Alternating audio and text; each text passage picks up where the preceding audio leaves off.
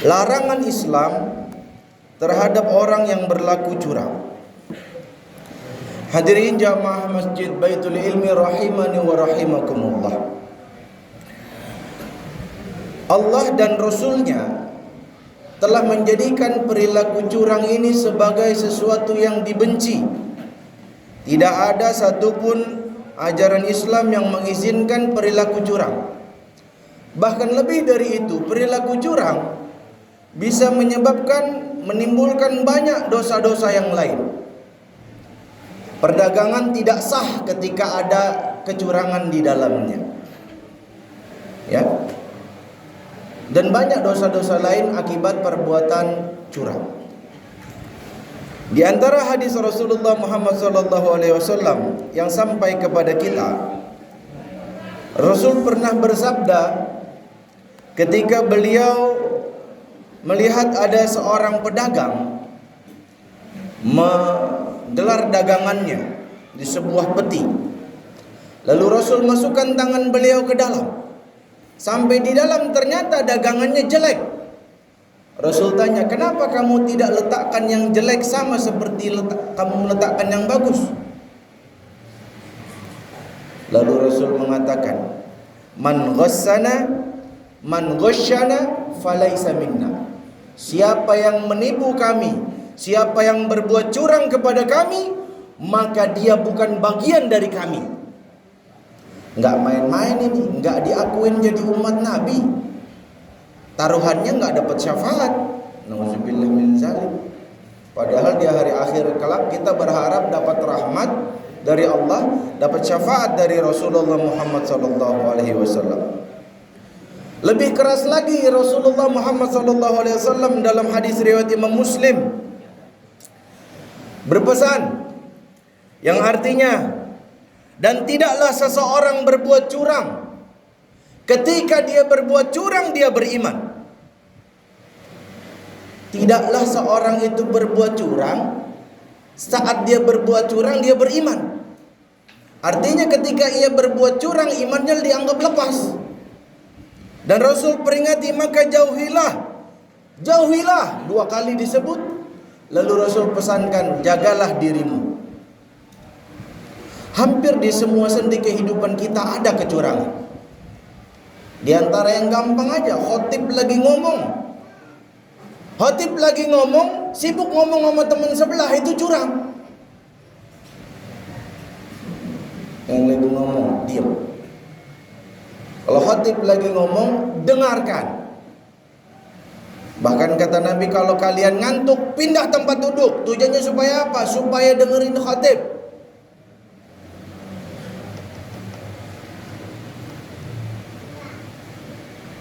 Bahkan dalam rumah tangga pun gak boleh curang. Ada ibu manggil anaknya, lu mau gak? Dia genggamin tangan, kamu mau gak? Supaya anaknya datang. Apa kata Rasul? Seandainya dalam tanganmu tidak ada apa-apa, maka engkau telah berdusta kepada anakmu. Gak boleh curang. Bahkan kalau kita punya anak lebih dari satu, lalu yang satu kita kasih hadiah, yang satu gak dikasih hadiah, itu juga curang kata Nabi. Kalau punya istri lebih dari satu, yang satu diservis udah kayak pantau permaisuri, yang satu dibiarin aja, curang. Kita lagi naik motor, tiba-tiba lampu merah kita terobos, diberintain polisi, prit. SIM STNK, udah Pak, damai aja Pak, damai Pak. Curang, dilarang oleh Allah. Pak Jun kalau ditilang pernah nggak? Pernah. Terus bagaimana? Ya udah, urus ke pengadilan. Salah sendiri, kenapa lampu merah diterobos? Ar-rashi wal murtashi finnar.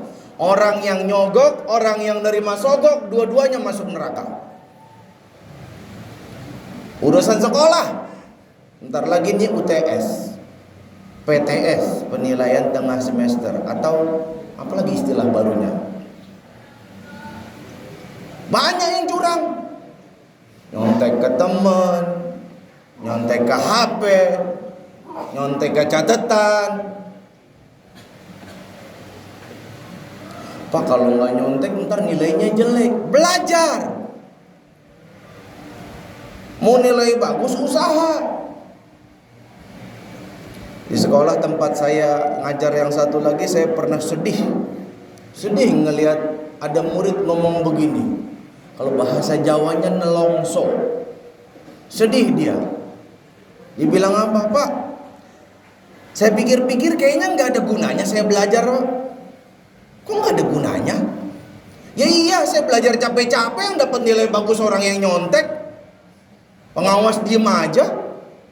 Saya bilang, kata siapa saya diem aja? Kalau saya ngawas, saya liatin atu-atu. Kalau dia nyontek, saya catat namanya di buku itu. Tapi kan nggak semuanya kayak Bapak. Celakanya lagi, giliran ketemu pengawas yang melaksanakan tugasnya dengan baik, malah dicaci maki. Tahu dari mana Bapak? Lihat sendiri, ada grup spesial nyontek tuh. Ada nama saya di situ.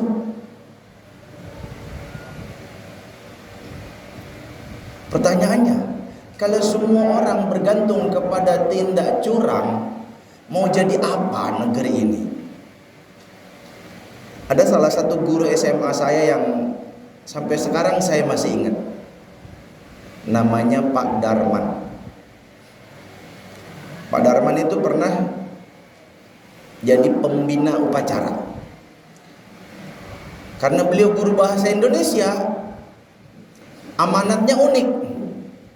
Saya nggak mau banyak bicara. Saya cuma mau bacain puisi aja. Lah, jadi pembina upacara baca puisi. Tapi ternyata amanatnya itu nyampe justru dengan dia bikin puisi. 3 bait pertama saya hafal, selebihnya saya lupa. Saya bacakan sebagian. Aku adalah murid palsu yang mendapatkan nilai dengan cara yang palsu, sehingga aku pun mendapatkan pekerjaan dengan cara yang palsu, dan aku menjadi karyawan palsu, sehingga perusahaanku pun mendapatkan keuntungan palsu. Jadi puisi beliau judulnya Palsu. Mengkritisi kita yang suka nyontek kalau lagi ujian.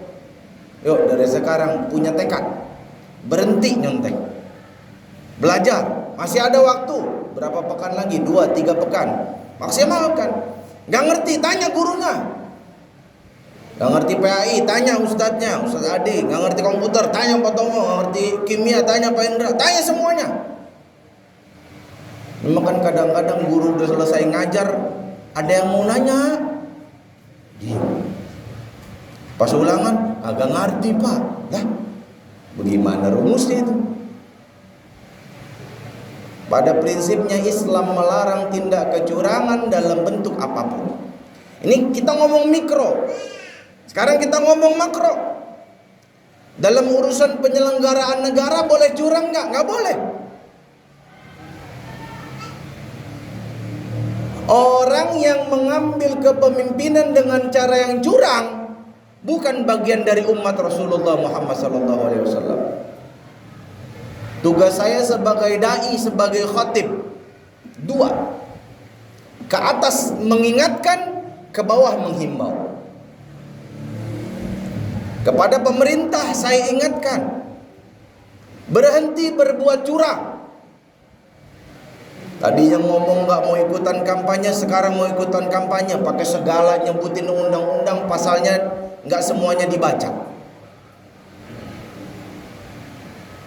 Bansos 400 berapa puluh triliun dibagikan menjelang pemilu. Curang.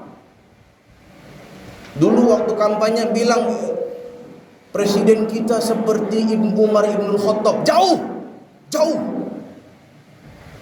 Umar Ibnul Khattab itu punya anak namanya Abdullah bin Umar. Kalian tahu apa kata para sahabat terhadap Abdullah bin Umar? Saat Umar menjadi khalifah, jadi presiden kalau kita zaman sekarang, apa kata para sahabat? Orang yang paling cocok menggantikanmu adalah Abdullah bin Umar, wahai Umar. Semua sahabat bilang begitu. Apa kata Umar bin Khattab? Semua sahabat Rasulullah cocok menggantikan saya kecuali Abdullah bin Umar. Kenapa? Karena dia anak presiden. Umar pernah datang ke sebuah pasar, melihat sebuah sapi, pasar isinya sapi, satu sapi gemuk. Ditanya, itu sapi kok gemuk sendirian? Kenapa nggak segemuk yang lain? Oh, itu punya Abdullah bin Umar. Dipanggil Abdullah bin Umar ke pasar itu, detik itu juga. Abdullah, kenapa kau punya sapi bisa gemuk begitu? Saya beli fair kok. Saya beli dari pedagang sapi. Saya titip di situ, saya bayar uang pemeliharaannya. Salah saya di mana, Abi? Salah kamu karena kamu anak saya. Karena kamu anak saya, maka pedagang-pedagang pasti akan mengistimewakan kamu dibanding sapi yang lainnya. Bukti, kenapa sampai kamu bisa gemuk sendiri? Oke lah, saya salah. Terus saya harus gimana, wahai bapakku? Jual sapi kamu sekarang, ambil uang modal kamu, sisanya kembalikan ke Baitul Mal. Itu Umar bin Khattab. Gak ada orang supaya anaknya jadi penguasa lantas konstitusi diubah seenaknya. Nauzubillah min zalik. Tambah lagi politisasi bansos dan seterusnya dan seterusnya. Pak, kok ngomongin politik di masjid? Ini bukan politik, ini kemungkaran.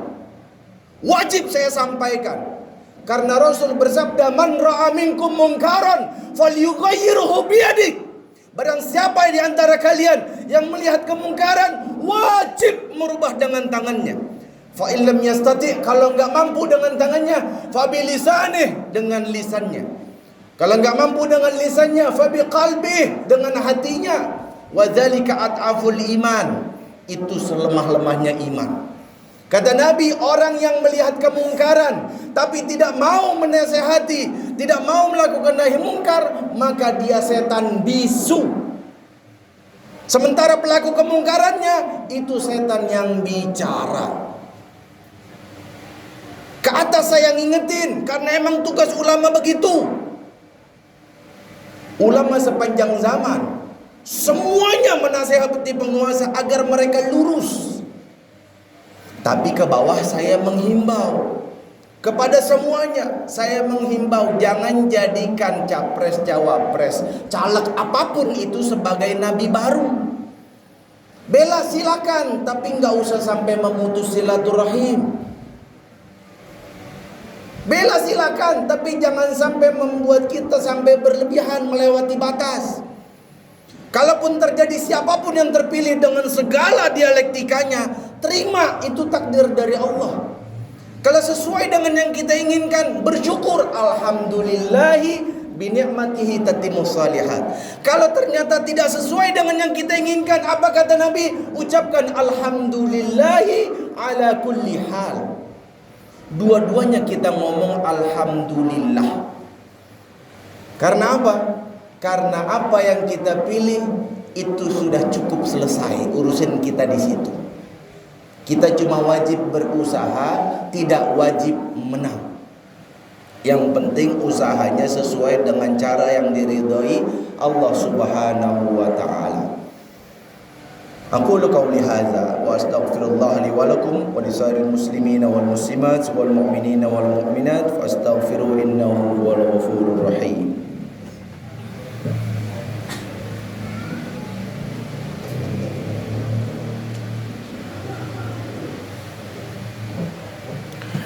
Alhamdulillahillazi arsala rasulahu bil huda wa dinil haqq liyuzhirahu 'ala dini kullihi wa kafa billahi shahida. Asyhadu an la ilaha illallah wa asyhadu anna Muhammadan abduhu wa rasuluhu la nabiyya ba'dah. Al-mab'us rahmatan lil alamin. Allahumma shalli wa sallim ala habibina wa syafiina wa qurrati a'yunina sayyidina Muhammadin wa ala alihi wa ashabihi ajma'in. Amma ba'du, fa ya ibadallah, usikum nafsi bi taqwallah faqad fazal muttaqun kama amara Allah ta'ala fi kitabihil karim. A'udzu billahi minasyaitonir rajim. Ya ayyuhalladzina amanu taqullaha wa tanzur nafsum ma qaddamat lighad wattaqullaha innallaha khabirum bima ta'malun. Innallaha wa malaikatahu yusalluna 'alan nabi.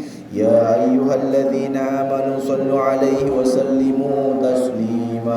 Allahumma salli ala sayyidina Muhammad wa ala sayyidina Muhammad kama shallaita ala sayyidina Maryam wa ala sayyidina Ibrahim wa barik ala sayyidina Muhammad wa ala sayyidina Muhammad كما باركت على سيدنا إبراهيم وعلى سيدنا إبراهيم في العالمين إنك حميد مجيد. اللهم اغفر للمسلمين والمسلمات والمؤمنين والمؤمنات الأحياء منهم والأموات إنك سميع قريب مجيب الدعوات يا قاضي الحاجات. ربنا هب لنا من أزواجنا وذرياتنا قرة أعين واجعلنا للمتقين إماما. Ya Allah, ya Tuhan kami, ampunilah semua dosa kami, dosa orang tua kami, dosa bapak ibu guru kami, dosa semua kaum muslimin yang masih hidup maupun yang telah wafat ya Allah. Ya Allah, ya Tuhan kami, berikanlah kepada kami pemimpin yang takut kepadamu ya Allah. Berikanlah kepada kami pemimpin yang menyayangi kami dan kami menyayanginya ya Allah. Berikanlah kepada kami pemimpin yang berpihak kepada rakyatnya sendiri bukan kepada orang asing ya Allah.